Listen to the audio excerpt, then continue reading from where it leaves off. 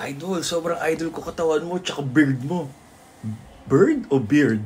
Tapos nasobrahan ka, ang pangit mo na, idol. Okay, that's the goal. Para mas maganda yung katawan ninyo at mas magandang lalaki kayo kaysa sa akin. Di ba? Retired na ako, may asawa na ako. Nagawa ko na lahat ng gagawin ko. Na-achieve ko na lahat. Anak na lang na inantay namin. And then yun na lang, pagpatuloy lang to happy, healthy life at nakatulong sa kapwa, maka-entertain.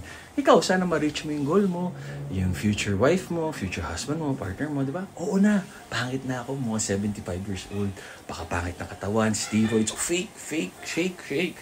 Di ba? Yun lang, hard work pays off. And kita nyo na, I hope makatulong to sa mga nilalait, pinagtutulungan, binubuli.